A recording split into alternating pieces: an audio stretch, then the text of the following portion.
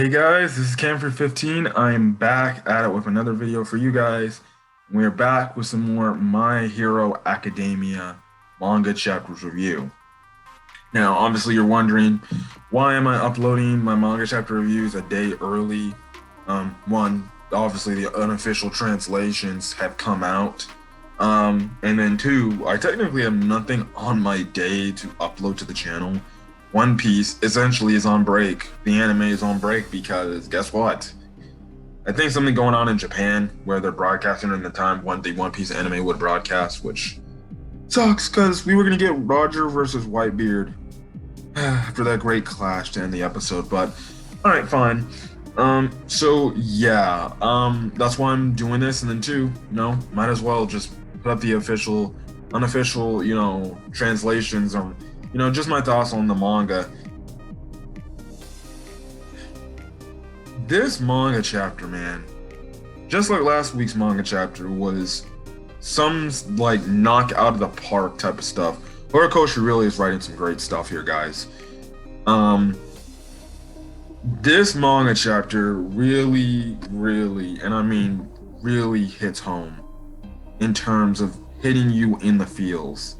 I'm telling you, if none of you guys we're not almost brought to tears, I don't know what that says. Like, I almost cried reading this chapter. This chapter was that good, and to be able to just see this, the whole thing of this whole scene of, will Deku kill, Shigaraki? We see Deku essentially know, before I get to that point, we know that that's be like one of the talking points, one of the most highly talking points in this series, in the fandom. Like, will Deku kill? If he has no other option, and essentially Deku, he does essentially. We get a confirmation here he's fine with it. If it is a last resort type of thing he has to do, if he has to go the direction, he'll accept going that direction if there's, if there's something beyond saving. And that's why I said, our character Deku, he likes to save people before he likes to kill them off. And I really liked how the manga chapter hammered home again that Deku is a character unlike any other in this My Hero Academia world in terms of his stances of being a hero. And again, it's another reason why I think Deku is one of the more unique, shonen characters we've seen, out of all the shonen series and stuff like that. This is a main character who rather try to save people from themselves, even if it is one person, I'm not saying like he won't save a lot of people. He wants to save everybody, like he has said multiple times. But even if it's one person, he'll put his life on the line for one person if it's to save them, because he wants that person to see the light at the end of the day and understand that a hero saved me and stuff like that. And that's one of the biggest reasons why Deku wanted to be a hero, to save people and stuff like that. And some people might have their issues saying, god damn it, well, he can't save Shigaraki. Have you not, I'm like, this dude fought Shigaraki in the last arc. How has he not seen him, what he can do and stuff like that?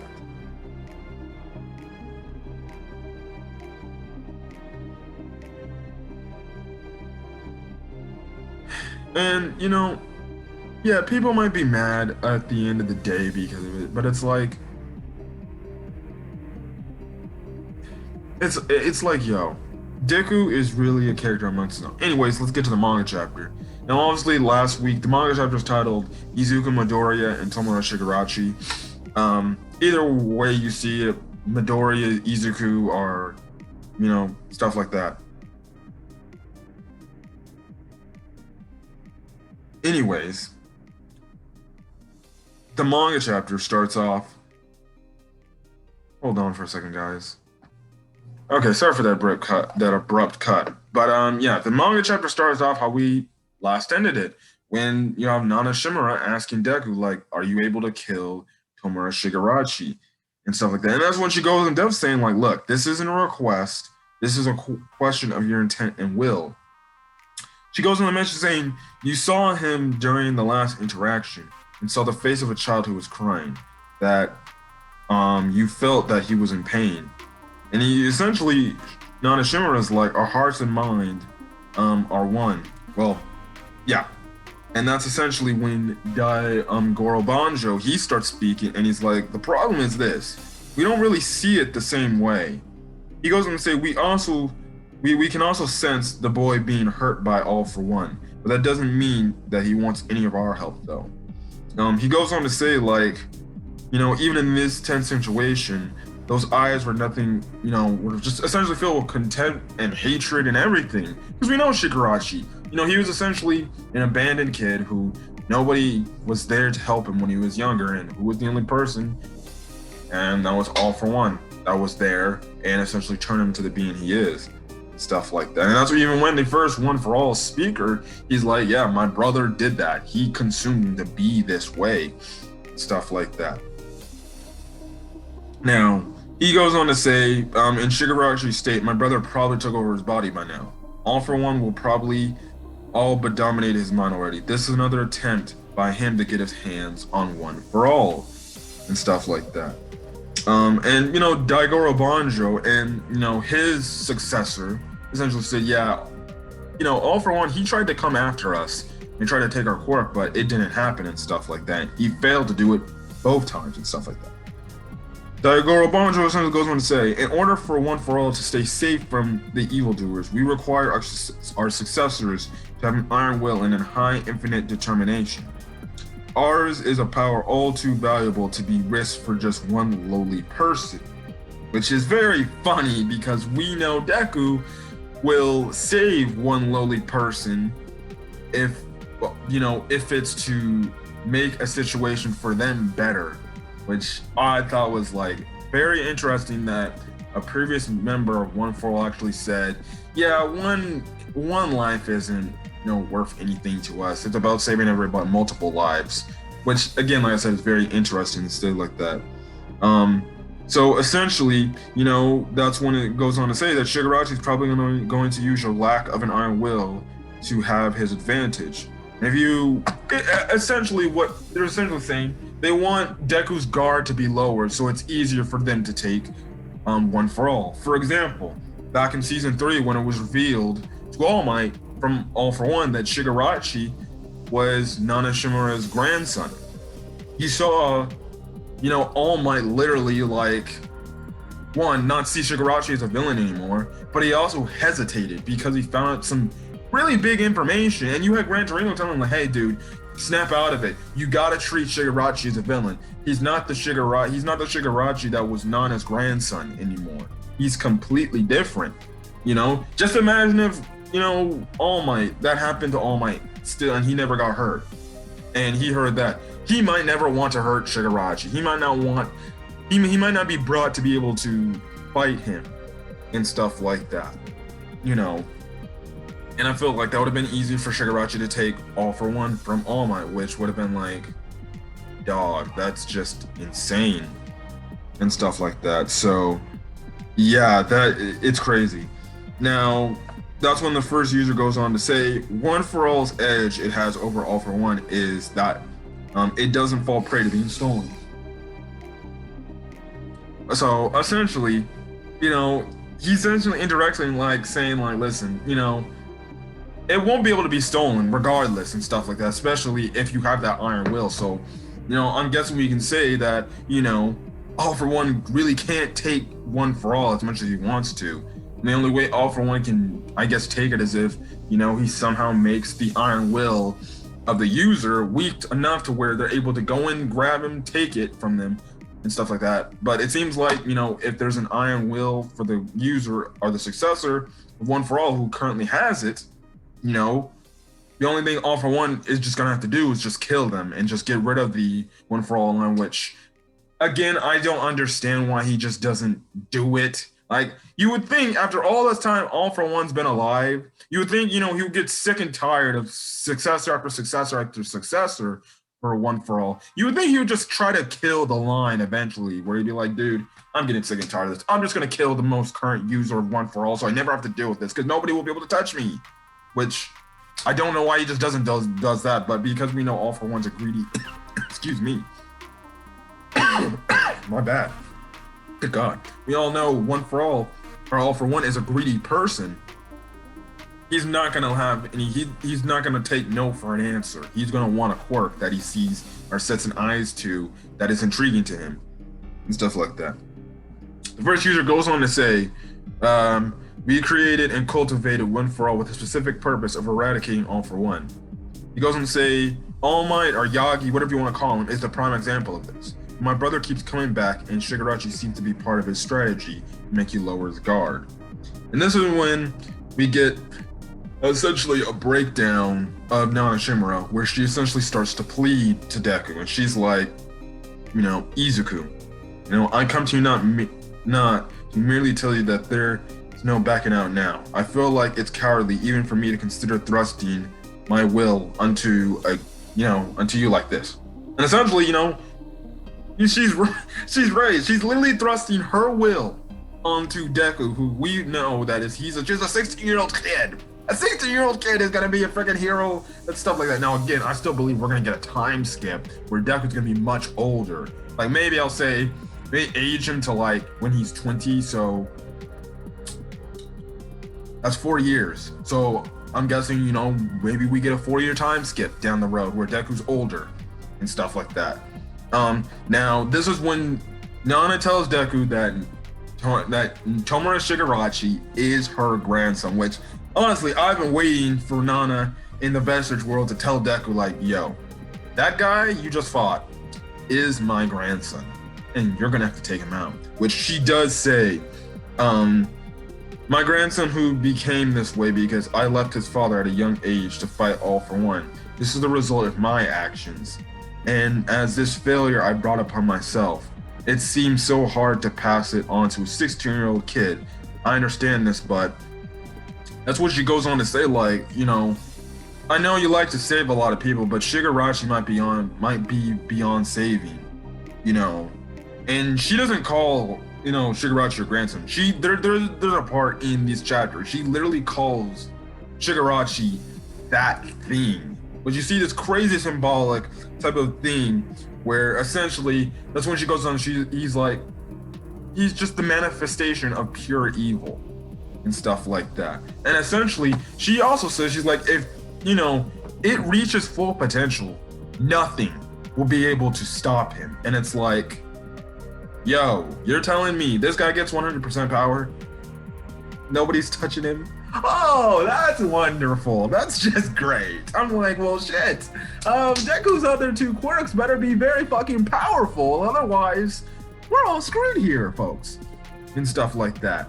And like I said, and like she said, she's like, you be essentially fighting the manifestation of pure evil, which is crazy and stuff like that. She goes on to mention, like, there are people out there who cannot be forgiven and comprehended or rehabilitated. What if he's one of them? And stuff like that. She goes on to say, like, when a person who looks like he wants to be saved, when he simply cannot be saved, she goes on to, grab at Deku, and she's like, can you tell me that you have the required will to stop him at all costs? And they have this entire nice panel where all the users of One for All, even the 2 ones facing the wall, being just like, I'm not paying attention, something like that. They're just awaiting Deku's response at the standpoint of like, well, will you have what it takes if there's no other hope? Will you kill him? And stuff like that. And this is when Deku, I believe, gives one of his best speeches in the entire series of My Hero Academia. He goes on to say, to me, it may be awkward to say this, but I felt when Shigaraki's consciousness manifested in One for All and entered the Vestige world, I could feel what Shigaraki was feeling when he was told to think about his aspirations. In the deepest parts of his mind, I could feel a child crying. This starts to touch freaking Nana Shimura, and she's on the part where she's about to start breaking out into tears, which I'll talk about my stance on Nanashimura soon. Deku goes on to say, I fought against many people this far, and they had their set ways inside of them, but I had no choice but to stop them by fighting. But I never had the opportunity to explore their motivations and pinpoint why exactly they became villains. If I understood them truly fully, some things may have gone differently. Which I like the paneling. You know, he mentions like the villains he fought against, the villains he had no choice to fight, like Muscular, Stain, you know, Shisaki, you know, Overhaul, whatever you want to call him. And then when he says the line, like, you know, maybe if I had, you know, took the time to understand people on why they were doing what they were doing, why they became villains, it focuses on a panel directly to Gentle Criminal and La Brava. Because we all know that, you know, especially Gentle Criminal, that was Deku's toughest opponent to fight, from what Deku says, because he saw Gentle Criminal within himself. And, you know, it's crazy to see Deku now reflecting like, shit. You know, maybe if I would have asked, you know, even if it came to the point of where I still have to fight, you know, Overhaul, for example. I'm gonna just take it to the last season since the last animated season aired. Okay. It's like Deku saying, maybe if I understood why Overhaul became the person he is today and why he was using Eerie for his plotline, even though it was still devious and there's no way you should tolerate what Overhaul did to Eerie. Maybe Deku would have maybe got a better understanding of why he wanted to become a villain, why he was trying to do all of what he was trying to do, and maybe Deku could have not went the way of damn near almost killing him. Well, he didn't kill him, but he beat him damn near half his life up. But I still feel like in certain situations, you know, there was no choice but to fight. But it was cool to see Deku try to see from the standpoint, why are they doing what they were doing? Like, why did you become a villain? You know, and stuff like that. And stuff like that. Deku goes on to say, our fights could have resolved differently, perhaps. He goes on to say, countless people died, and many of those I hold dear got hurt. However, All for One is a power to save people, not to kill. All Might taught me that lesson. And two, probably one of the best panels Horikoshi has done. You have essentially a kid Deku with the crying kid Shigaraki. And you see this kid Deku looking out, walking to try to reach to get to Shigaraki to help him. And it's like, and the crazy thing is, I said it before, when Shigaraki's backstory was a whole reveal and they were going more in depth with stuff in terms of, you know, we know that Shigaraki was never helped by anybody after, you know, he got rid of his family, you know, unintentionally. And I've said that Deku would be the only hero, the only person that would have helped Shigaraki if he was the official hero at that time, you know, and stuff like that. Now, Deku continues his speech by saying, not just me either, All Might and you guys helped grow and cultivate One for All. You are responsible for saving a countless amount of people from then to now. Its origins may have rooted in the goal to eradicate All for One, but because you all risked your lives and maintain its power, its purpose has changed and morphed over time. As you literally see the whole, you know, smoke-like essence of, you know, the thing that was kind of blocking Deku from talking and everything, it's starting to go away, and, you know, you see Deku starting to grow amongst his own and stuff like that. And two, you just have the All Might best to just realize what he's saying about how much, you know, Deku has thanked All Might. And you just see, and this is one of the parts where, you know, if you're not hitting the cry button, and where you're not blowing out tears, I swear I'm starting to like tear up right now just reading this all over again for you guys. But you see the vestige of All Might literally physically crying because of what Deku's saying, and what Deku said is so fucking powerful. He's essentially saying, listen, it wasn't just me. It was you guys too who grew and cultivated this quirk and passed it down to the other successors to be able to get to this point where it's gonna come where it's my duty to save the world, essentially. And stuff like that. And this is when Deku also confirms, you know, that there's a possibility that he will, Deku will have to go the direction of putting Shigaraki down. He says there's a certain possibility that he can only be stopped by killing him. And I haven't thought about the logistics of how I would go about that. Which again confirms essentially Deku, if comes to need situation where Deku has to put down Shigaraki, whatever the cost, Deku's fine with going that route. Which again, I think people can now be quiet, now understand, now see that Deku is willing to go to the route of killing somebody if it's to save the world. Because, he's like, listen, yeah, you guys are right. Maybe there is a, possibility that there is no chance of saving him, and I have to go the direction of killing him. I clearly, I haven't thought about that. But now I'm going to have to put that into my options now and think about how to go about it and stuff like that. And that's when you get a nice panel where it shows a kid Deku essentially saying, but I want to try saving this crying child. This breaks down, they cut over to Nana, she's breaking it down. Like, she's giving that lip where, the whole thing where anime characters grab their lips and start crying and everything. And that's when the first user says, that's right, and we'll be here to guide you on that journey, as he's saying this with a smile.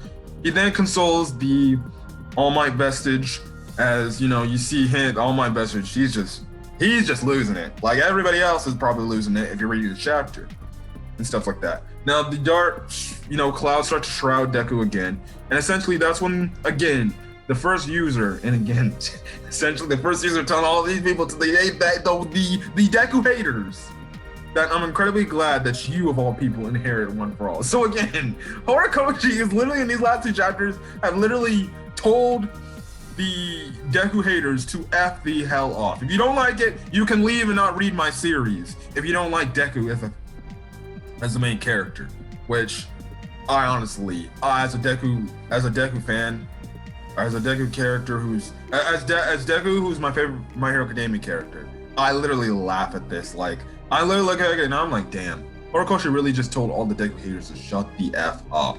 So that's one thing I do love. Out of both chapters, because it's like, oh yeah, you wanted Mirio to be the user, you want Bakugo to be the user. Well, screw that. They would end up dying if they had One for All to begin with. So, either or, guess what? The perfect person is Deku. Anyways, the first user goes to Nana Shimura and starts to console her, and that's when Nana Shimura gives a very emotional speech and stuff like that, and she essentially says, I apologize for testing you like this. Gran Torino is still alive, so we get confirmation that Gran Torino is still alive. We don't know if it's gonna be like, oh, he's alive for like a certain period of time, or if he's just gonna have to retire and stuff like that. And that's when she essentially says, sorry Hiko, we made the wrong choice. Again, Nana Shimura essentially now realizing the choice she made was the wrong choice. Stuff like that. And essentially, she goes and says, when you wake up, please tell him that I said hi. But our successor is certainly, which is emotional from the standpoint, it's emotional from the standpoint of Nana Shimura. And she's saying this as she's crying, like she's bawling out her tears because she heard Deku say this powerful speech and stuff like that. Essentially saying, Deku essentially saying, look, I'm gonna try my best to try to save a family member that means dear and near to you and stuff like that. Now, one, I'm just gonna say this. I like the fact that Nana Shimura acknowledged the fact that what the choice she made, and I understand, it was either stop One for All or B for her family. And she chose to stop One for All over her family. She made the mistake in not also making her family a big choice of her decision and everything. Her and Gran Torino. Now, I know there's theories out there that potentially Nana Shimura and Gran Torino had some sort of, I guess, secret relationship.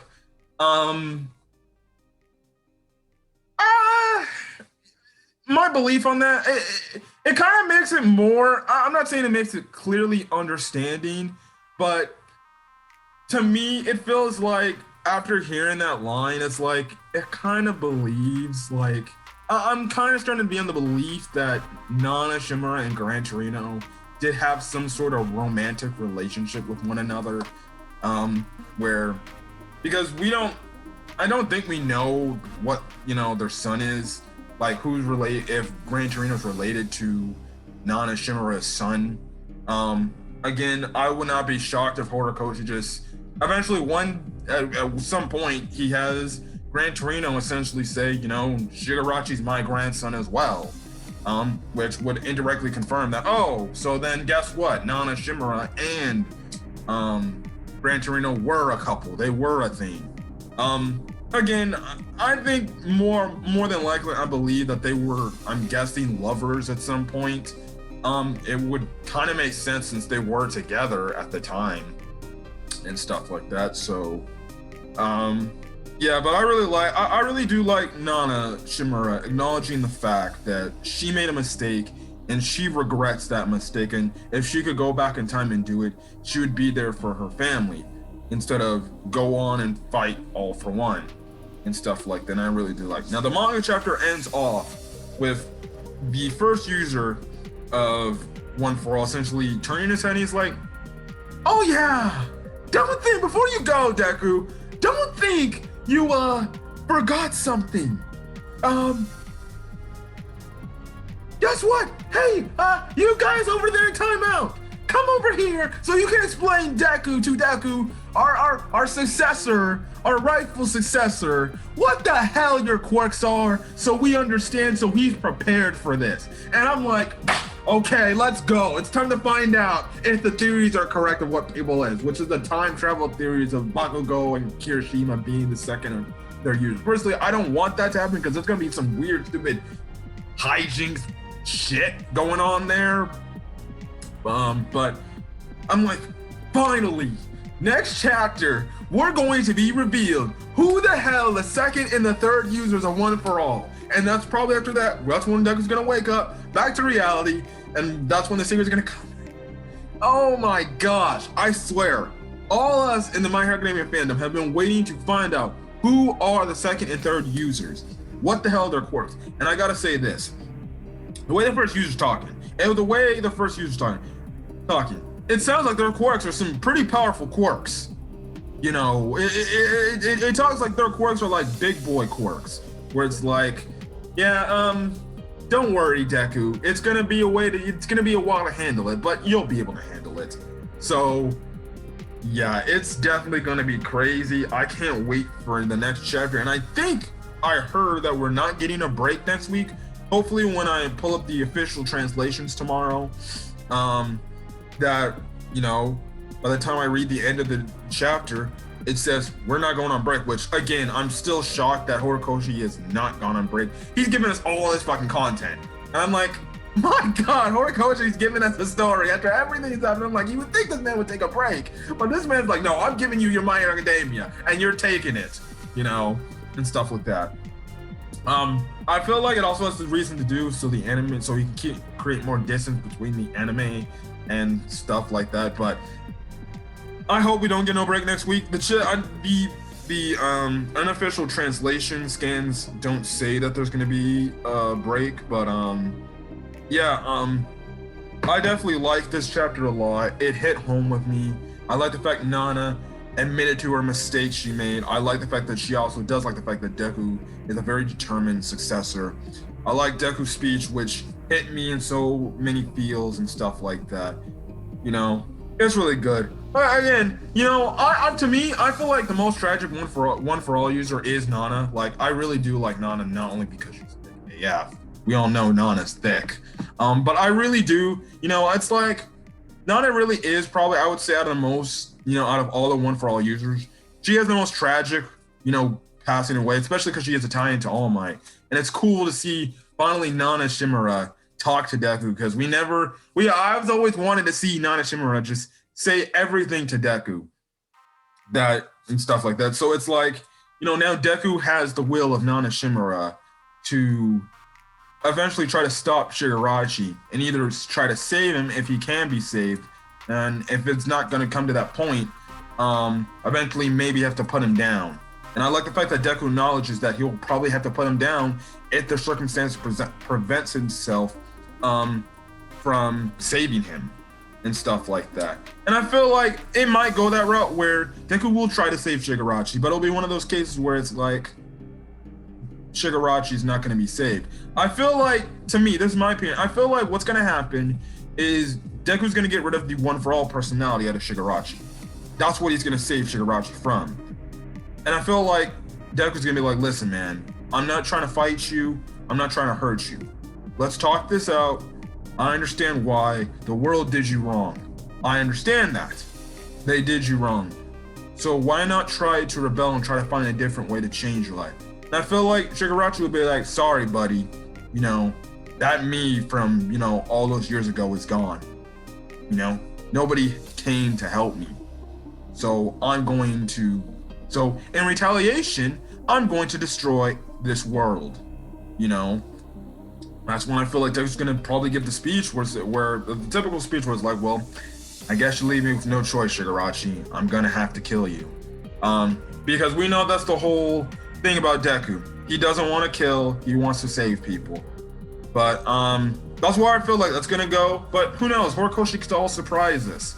But you know, personally, the fan, you know, of My Hero Academia, me, I want Deku to save Shigaraki from the all-for-one personality.